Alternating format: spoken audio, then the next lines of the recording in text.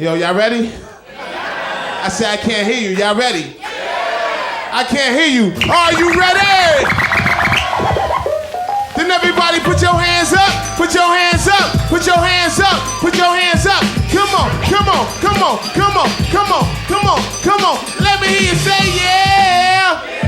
Say hell yeah. Say hola, hola, hola. Come on, say hola, hola, hola. This is how we used to do it back in the days. I want to know something. Y'all know my name? Come on.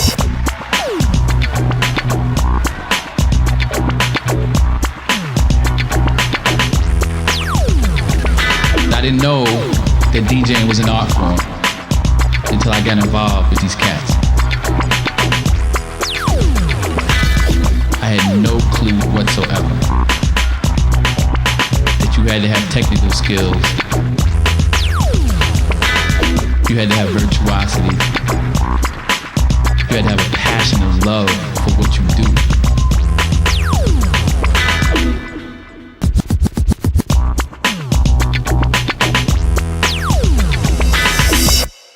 Coming right at Jam Master Jay. And y'all can all jump in if you feel up to it. Would you please tell me or the audience why you are a musician? When I seen bands playing when I was a young guy, the band was the main attraction, and then a DJ would come along and play a little music in between the bands. Eventually, the DJ became the main attraction. So therefore, he became the band, so therefore, he became the musician. Right now, in the Guitar Center, where they sell instruments at, they sell more turntables than they sell anything in there. So I guess we are musicians.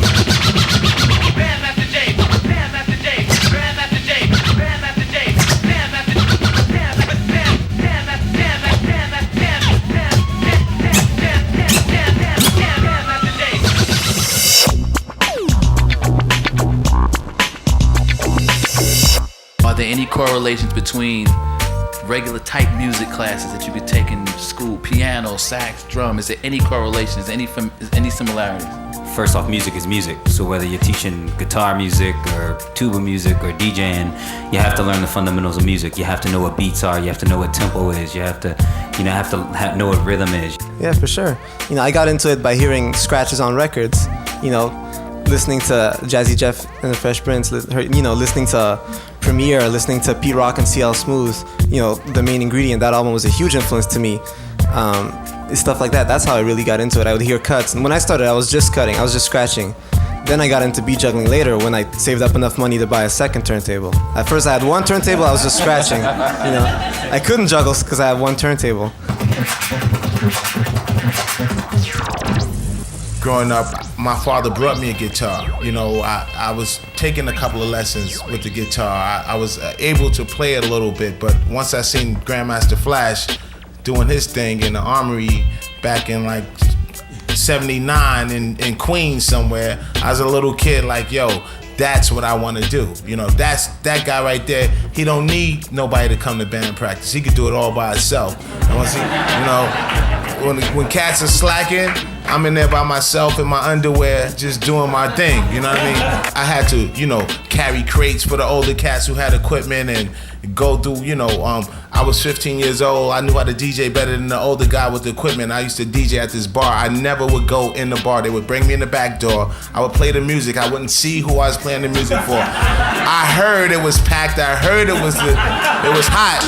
But I was just in the back room playing music, you know what I'm saying, and not seeing nobody. And at the end of the night, like 3 o'clock in the morning, they take me out the back door the same way I came in. You had to just put your time in the trenches, and there really wasn't anywhere set you could go learn. Yeah, if you were lucky enough to have some good DJs around you, they might be nice enough to teach you some stuff, or you might be able to just to watch them and pick up a little bit here and there, but it was kind of more like trial and error.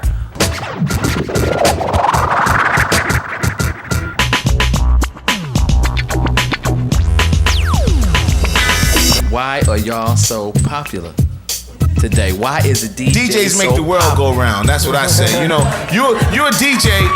To me, you the DJ when somebody get in your car and you got this CD selections going on. You know what I'm saying? You in control of the music. Once you in control of the music and you controlling the room, the atmosphere, whether it be in your car, in your home, at a wedding, at a bar mitzvah or whatever. You know what I'm saying? You are controlling the music. You are the DJ. So we're all DJs. At some point, yeah. Yeah, one thing that's awesome with DJing, and it's part of the appeal, is that it's really something that we do for ourselves first and foremost. It's like a personal experience. Like all of us here, we chose to be DJs, and that dedication, that discipline is something that we can give ourselves because it's something we chose to do. Before I was a DJ, I played piano for like 5 years. That's something my parents got me into, and they were like, you're gonna play the piano, and I'm like, all right, I'm gonna play the piano. And you go to the courses and you learn the songs one after the other, and it's kind of like a little routine that sometimes you don't really feel like doing. But then when you decide I'm gonna be a DJ, and you go through the whole ordeal of explaining to your parents, like, look, I'm not ruining the needles, let me do this and everything, and you're actually having fun with it, then yeah, you will have that discipline because you're doing something you love, and you learn so much from that, so many values and work ethic and stuff that you can apply to everything in your life afterwards by doing something you love.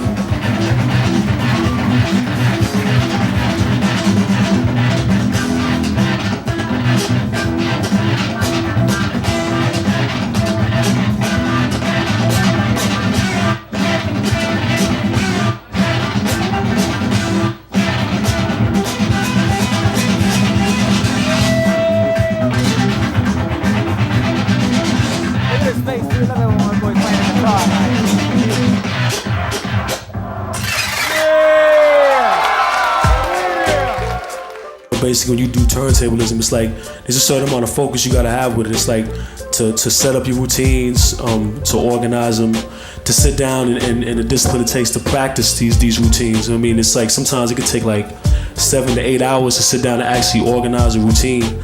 I mean, to set it up from the start point to the middle point to the kill point. You know what I mean? And also to set it up to the point to where you're not too technical in certain places, to where the crowd will understand you. And, it helped me a lot because, like I said, there was times where I was getting up late for stuff like that. It taught me a lot of discipline to just time myself.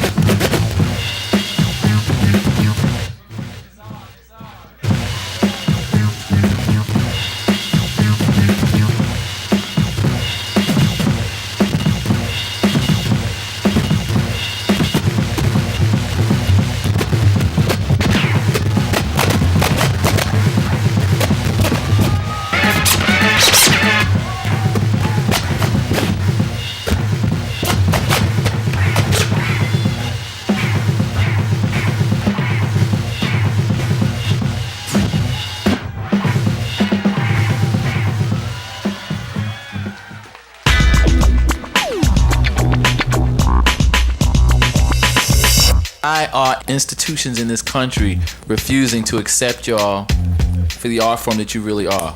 I just think it's really new. Now when you look at your biggest pop acts like your NSYNC or your Barbra Streisand, she didn't have a DJ back in the days, but Britney Spears probably do when you go see her perform. Britney Spears are also doing hip hop moves and dancing where Barbra Streisand probably wouldn't try to spin on her back. I'm just saying, I'm just taking it to the whole other level. You look at the Kid Rocks and the Limp Bizkits, the DJ Lethals, and DJ Cracker from Kid Rock, and you look at the DJs as being a part of the rock and roll bands where Aerosmith and Rolling Stones didn't have a DJ. So what I'm saying is the whole art form is new. So it's gonna take a minute. Also, think about it. I mean, they didn't want to accept rock and roll when rock and roll came. When swing came, there was some older people that were like, the heck, these kids are dancing, showing their underwear. Hip hop and DJing is popular primarily with the young crowd. So it takes that older generation. Just like I said, when people, they first saw Elvis on TV, they wouldn't even show him below the waist because they were like, we can't show that. We don't want to accept that. They don't want to accept the music. It's the same thing. It's just another generation pushing back what we're trying to do.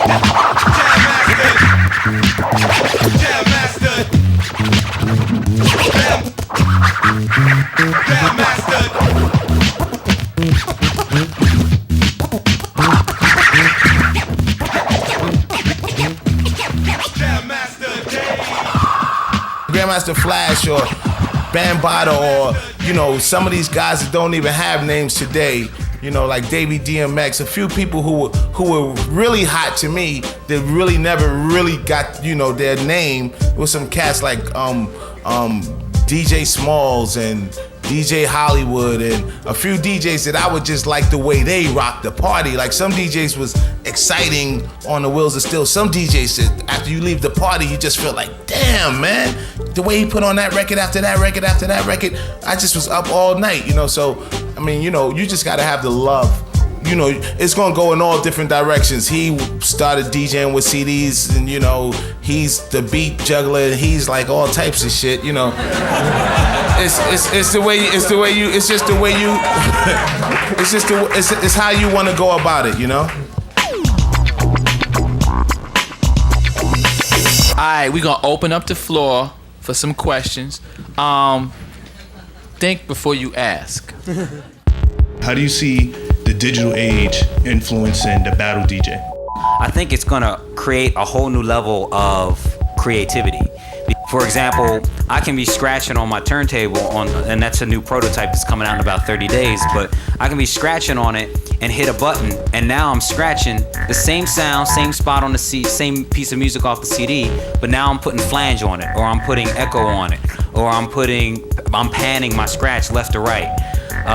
On top of that, I can like seamlessly loop a portion of the audio. So instead of putting a piece of tape on my records where the needle hits it and it jumps back, I can have it do it seamless for me. So I can just keep scratching at one mark. So it's making certain things, I don't really want to say easier, but it's making it more DJ friendly, and which allows you to now, instead of just maybe beat juggling, I can beat juggle and do effects and do a loop all at the same time. So now, instead of having one layer of creativity, I might have 2 or 3 levels of creativity. For a long time, a lot of vinyl DJs almost saw me as the enemy, because they were like, you know, don't take away my vinyl. It's not about that. I respect vinyl, I love vinyl, I learned on vinyl. I would never forget where I came from. But I also want to make sure that we take our art form as far as we can, and the digital age is going to give us the ability to add more to it. It's true that with a, you know, with a CD turntable that might be equipped with effects, you might be able to do something like a flange or an echo or a loop. But you know, I think a lot of the turntablists in the room do know that you can also do a flange by playing both records at the same time. You could do an echo with your volume fader, and you could loop a record by putting a sticker, a marker on the record after the groove. So there's also ways of being creative with your vinyl. Personally, I think where this whole digital age might come and might come in handy isn't with these kind of additional effects, but rather with issues like if you have a really rare record that you want to scratch on a song and you can't find on vinyl, you know, with these new technologies, you can scratch it. Or if there's something that you don't want to bring out to clubs because you have like one copy of the 7-inch and you hunted it down for 7 years and you don't want to wear it out, then you can use it. That's where it comes in handy, in my opinion. It cuts down a couple of my crates. I'm a wax DJ, you know what I mean? So, and for me I just started playing parties like a year ago, and I'll go to a party and it'll be all middle-aged white people. Jam Master Jay, hey! Yeah, dude. Walk this way, guy. You gonna play that, right? Yeah, listen. Then the next day in the same city, it'll be all 17-year-old ghetto kids, just ghetto. All they want to hear is hip hop hardcore. You know what I mean? So for me, I have to walk around with like 11 crates. So sometimes I ask the promoter, who's gonna be at the party? I'm telling you, Jay, I know my crowd. And then I get there, they still don't know the crowd. So what I try to do, why I like the CD thing is, I'm cutting down a couple of those crates, and it costs a lot on the plane. They charge you extra for it, so I'm cutting down with a few of my crates, and it's better on my back. But I still bring my wax for sure. What were your early influences as far as your first stages of DJing, and like what influenced you to the utmost like today? I could say like my father was my main influence, because my father was a club DJ in the 70s, and he had all the breaks. You know, he had the original joints. He didn't have like the SWAT. Yep, even the SWAT. He had the, you know what I mean? He had the original joint. He didn't have the ultimate breaks and beats, and he was a big influence. Then from him, it just went on to like a lot of other people like Red Alert, and Chuck Chill Out. Then it went to it was Grandmaster Flash, all the good guys, the DXT. It was a whole bunch of them. You know what I mean? So there's so many. There's so many for me. You know what I mean? I can go on and on about that, man. It's just a lot of them. For me, Jazzy Jeff, Cash Money, Cool Herc. I mean, he wasn't a direct influence on me, but Grand Wizard Theodore, we wouldn't be doing this if it wasn't for him.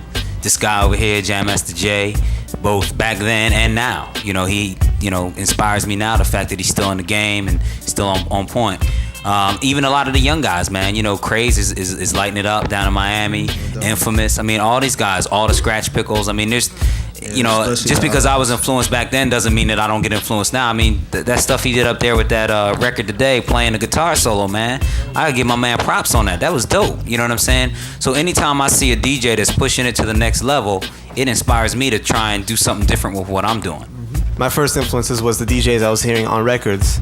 So like I said, mostly Premier and Pete Rock, because that's the people I was listening to, in '95 when I started.